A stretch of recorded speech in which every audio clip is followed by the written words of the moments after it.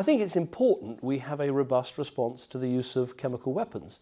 And there are a series of things that we will continue to do. We'll continue to take a case to the United Nations. We'll continue to work in all the organisations we're members of, whether the EU or NATO or the G8 or the G20, to condemn what's happened in Syria. It's important we uphold the international taboo on the use of chemical weapons.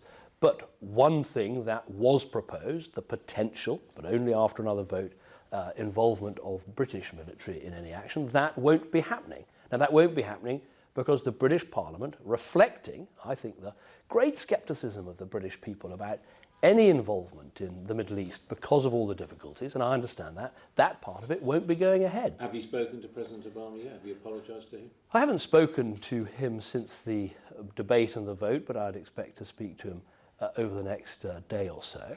I don't think it's a question of having to apologise. I think it's a question of saying to a fellow Democrat, a fellow person. Well, but I think that's the point. Look, I was faced with three things I wanted to do right and do in the right way. First of all, to condemn absolutely and respond properly to an appalling war crime that took place in Syria. Secondly, to work with our strongest and most important ally, the United States, who'd made a request for British help. And thirdly, to act as a Democrat, to act in a different way to previous Prime Ministers and properly consult Parliament. This is still the same British Parliament that voted to take strong and principled action to stop Colonel Gaddafi murdering and massacring his own people in Benghazi. This is a British government and a British Parliament that's leading the way on how we tackle poverty in the world. It's a government and a parliament that is deeply engaged in the world, with the fourth largest military in the world and one of the best diplomatic networks any country has in the world. We have great strengths as a country and we should continue to use those.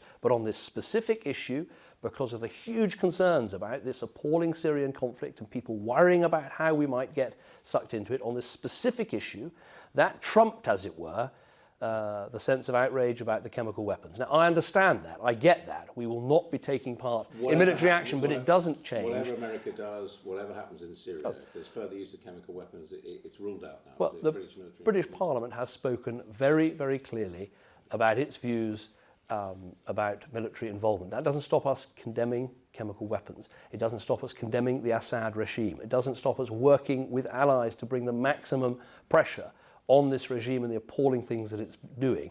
But on the specific issue of British military action, I think that was the message of the debate. Look, my only regret is that it wasn't possible to build a consensus of all parties. I worked hard to try to do that by making clear how we'd go to the UN, listen to the inspectors, hold a second vote. But in the end, opposition leaders have to make choices just as prime ministers make choices. I made my choice about how to handle this issue, doing the right thing in the right way, learning the lessons of the past, but I regret it wasn't possible to have that consensus in the House. But in the end, that's a secondary issue. The real issue is the House of Commons spoke, and the government will listen.